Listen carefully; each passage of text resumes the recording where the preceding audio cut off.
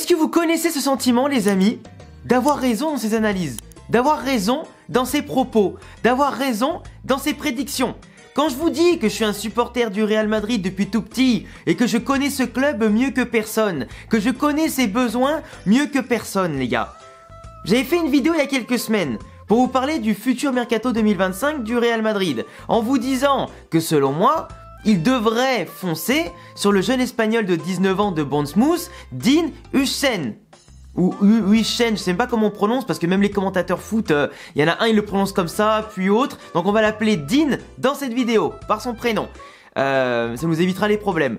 Mais j'avais dit que le Real Madrid doit foncer absolument sur Dean pour l'associer l'année prochaine, si possible, dans une défense à 2 avec Raúl Asensio pour le présent et le futur, ou pourquoi pas une défense à 3 si Xabi Alonso vient, avec Asensio, Rudiger et du coup Dean.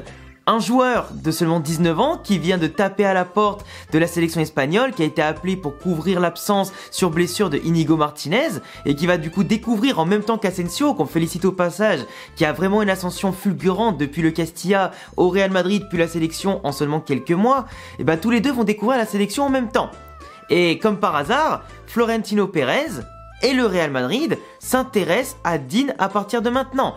C'est un joueur qui est auto-déclaré fan du Real Madrid, de père en fils. C'est un madridista pur jus le mec, dans son âme et son cœur de fan de footballeur. Tout comme Asensio, leur joueur préféré c'est Sergio Ramos, c'est leur idole. Y a pas trop de hasard tu vois. Et en plus Dean en tant que joueur ambidextre, il peut jouer central gauche, central droit, y a pas de problème. Et surtout, j'avais dit dans ma vidéo que vous verrez que Dean, qui est en train d'exploser à Bournemouth, qui a fait des matchs de dingue contre Arsenal, Chelsea, City, United, et qui est vraiment très très bon en Première Ligue, dès qu'il ira en sélection espagnole, Pérez voudra aller dessus. Parce que Pérez a besoin, certes, de jeunes joueurs, de jeunes talents, mais il a aussi besoin de jeunes talents espagnols, qu'ils soient formés au club ou simplement des purs madridistas. Et c'est aussi ça que Pérez recherche chez les autres stars pas formés au club. Il cherche une âme de madridista. Tout comme il y a ça chez Jude, chez Vinicius, chez Rodrigo et les autres, tout comme Valverde par exemple. Et le fait que le joueur soit madridista dans l'âme, le fait qu'il accède à la sélection, c'est aussi pour avoir des Espagnols en sélection et retrouver un peu la mainmise quand il y aura le retour de Carvajal, quand il y aura en plus aujourd'hui l'éclosion d'Asensio, s'il recrute lui, en plus de ça, t'as potentiellement Ceballos aussi qui peut y retourner, tu vois, le Real Madrid peut aussi retrouver une place en sélection assez importante. Même si d'anciens joueurs du Real, ils sont encore aujourd'hui et vont y revenir, tu vois, c'est aussi cette influence-là que Pérez recherche, que ce soit en club ou en sélection.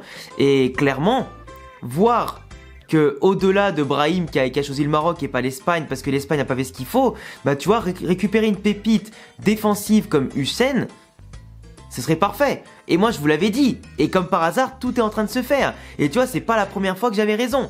Tu reviens sur ma chaîne ces 3-4 dernières années, depuis que j'ai commencé, entre le transfert de Tchouaméni, Camavinga, Alaba, Jude Bellingham, Rudiger et j'en passe, il y a plein de fois où j'ai eu raison.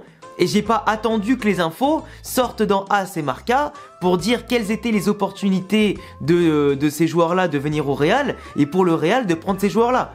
Et donc aujourd'hui, tu vois, j'ai quand même l'œil affiné et ça me fait plaisir.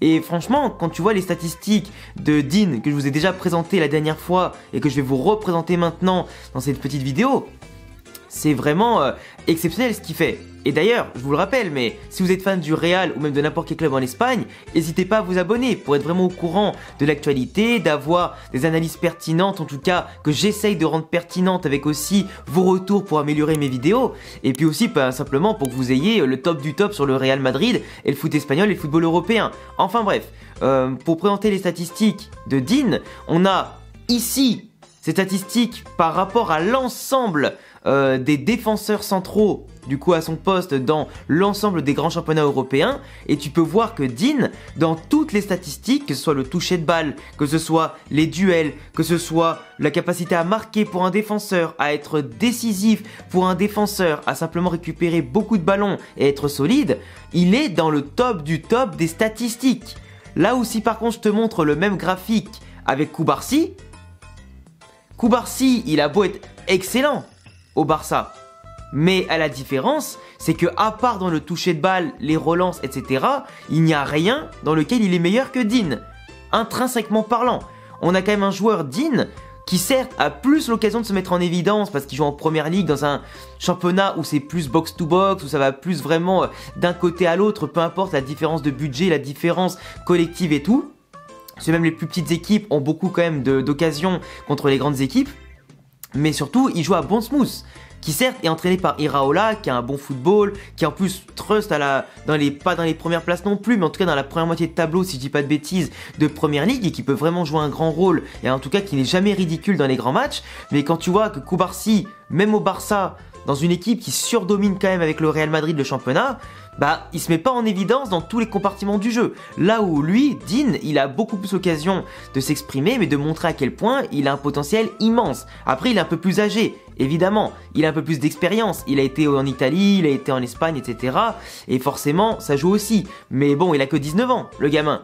Que 19 ans, et faut pas oublier que normalement, dans le football normal, tu perds surtout à 21, 22, 23 ans ou plus. Et à l'époque, dans les années 90 ou jusqu'à début 2000, si tu perçais pas à 24, 25 ans, c'était pas grave. C'était limite normal. Là, c'est vraiment quasiment les jeunes du Barça, parce que le Barça est en crise économique, ou alors t'as de vraies pépites comme Jude Bellingham, comme les Vinicius, les Rodrigo, ou pourquoi pas comme les Musiala, les Wirtz, etc., qui percent aujourd'hui à 20 ans ou moins. Mais c'est vraiment très rare quand tu compares au nombre de joueurs qui percent par rapport aux jeunes qui percent. Tu vois pas des jeunes de 18-19 ans dans tous les clubs, sauf dans le cas de renouvellement d'effectifs total, de crise économique, etc. Et c'est vrai que l'après-Covid a dû changer beaucoup de choses entre la masse salariale, les jeunes à faire confiance, compenser le fait qu'on peut pas acheter qui on veut et que les prix se sont envolés aussi depuis les transferts de Neymar et Kylian notamment au Paris Saint-Germain, où le marché s'est totalement envolé de tous les côtés. Griezmann à l'époque au Barça, Dembélé aussi au Barça, etc. Avec Coutinho aussi qui avait explosé les prix. Mais bon, ça c'est encore autre chose, c'est encore une autre explication. Mais c'est vrai que quand tu vois des jeunes comme ça de 17, 18, 16 ans, 19 ans qui sont déjà titulaires, peu importe le championnat, peu importe le club et sa stature, et qui prennent plus d'expérience que les jeunes de l'époque d'il y a 10-20 ans, c'est phénoménal et on peut que les féliciter. Mais quand tu compares aussi, par exemple, les statistiques de Dean dans la récupération, les interceptions, le côté propre où il prend peu de cartons jaunes, où il fait peu de fautes, où il prend 0 carton rouge, le côté où il va tacler et réussir ses tacles, où il va souvent défendre debout, où il va réussir ses duels aériens, ses duels simplement, même pas forcément aériens, le fait que le joueur est souvent bien placé, qu'il est rarement dépassé, qu'il est rarement dribblé, tu vois. Il y a ce côté où le gars, il a quand même déjà, dès 19 ans, une certaine maturité, parce que tu joues pas en première ligue, titulaire comme ça, comme si c'était facile. Tu joues pas si tu n'as pas une certaine maturité, si physiquement tu n'es pas tanké, si physiquement tu n'es pas prêt à encaisser les duels. Car on sait que la première ligue, tu peux te blesser rapidement. On voit par exemple comme il s'appelle, je crois que c'est Wesley Fofana de Chelsea, qui était quand même assez solide en Ligue 1, mais qui en première ligue a fait de nombreuses rechutes de blessures. C'est faute à pas de chance. Mais tu vois qu'il faut quand même encaisser ces duels physiques. Quand tu as des attaquants en face qui sont rapides, qui sont mobiles, qui te font danser, des joueurs qui sont puissants aussi au duel, faut pas être n'importe qui pour réussir. Et tu as beaucoup de joueurs qui ont beau avoir réussi en Italie, en Espagne, en France, en Allemagne, où tu veux, et qui ont échoué en première ligue. Par rapport à l'intensité, par rapport à aussi l'exigence que ça demande et l'intelligence que ça demande. Donc tu vois, Dean, je te montre ces statistiques-là, mais par rapport à Cubarsí, encore une fois, il est meilleur aussi dans plusieurs compartiments. Après vous allez dire mais pourquoi tu compares à Cubarsí et pas à d'autres? Parce que je voulais prendre des joueurs qui ont à peu près le même âge et simplement par rapport à un joueur qui joue dans un grand club et qui en plus est simplement en sélection espagnole avec lui. Dean, il est quand même au-dessus dans la plupart des compartiments du jeu par rapport aux jeunes de son âge, mais simplement aussi par rapport aux autres joueurs de son poste. Et ça, c'est impressionnant. Donc le fait qu'il ne coûte, entre guillemets, que 50 millions d'euros, c'est une bonne affaire. Espagnol, international, il va encore plus prouver et comme lui-même l'a dit avant, à l'époque le Real Madrid lui avait fait une offre mais il n'était pas prêt à franchir le pas et il préférait jouer, prendre de l'expérience. C'est tout à son honneur et c'est aujourd'hui que le club suit de près ses performances et est prêt à tout éventuellement pour le ramener. Et pour moi, quand tu as un joueur qui est ambidextre, qui peut s'associer dans son profil rapide, technique, bon à la relance, qui est Xabi Alonso compatible, qui peut être bon dans une défense à 3 ou à 2, qui peut s'associer à Asensio, à éventuellement Militao, à Rudiger ou à la back quand tu veux, qui peut apporter cette fraîcheur, cette projection à court, moyen et long terme, qui peut avec Asensio faire un duo espagnol en club et en sélection qui peut être monstrueux. dans la grinta, l'interception, la complémentarité, etc. Qui peut vraiment devenir une référence absolue et qu'on peut le prendre pour un prix dérisoire par rapport au prix normalement des défenseurs centraux qu'on peut trouver sur le marché.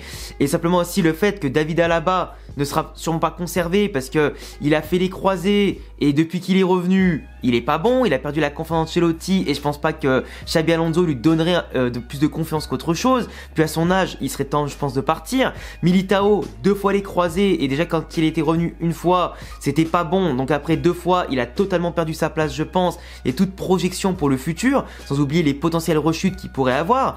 Rudiger, il commence à avoir plus de 30 ans, 31, 32 ans. Donc même s'il est très bon encore et qu'aujourd'hui il joue sous blessure et sous injection, il est temps de préparer l'avenir aussi. Et sachant que tu as Joan Martinez, que tu as Jacobo Ramon qui peuvent aussi pousser, moi je pense qu'aujourd'hui le Real devrait partir sur Rudiger encore là, évidemment, mais vendre Militao et Alaba pour récupérer de la masse salariale, récupérer aussi un peu d'argent éventuellement, et miser sur Asensio formé au club, sur Joan Martinez formé au club, et aussi sur Dean Huijsen qui est madridista dans l'âme et qui a envie de revenir, et que nous, qui a envie de venir, et que surtout pour 50 millions, c'est pas non plus comme dépenser 100 ou 120 millions sur Saliba, qui je pense ne quittera pas Arsenal.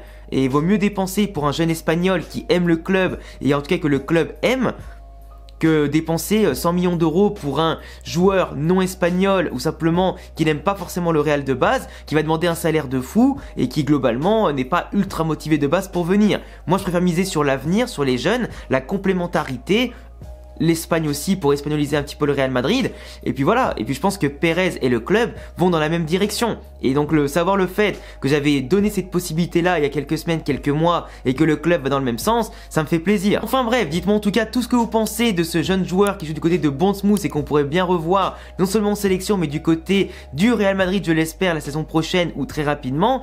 Je vous laisserai vous abonner et cocher la cloche pour pas manquer les actualités du Real Madrid, du Barça, de la Liga et du football européen en général. Je vous dis à très vite pour de prochaines vidéos. Ciao!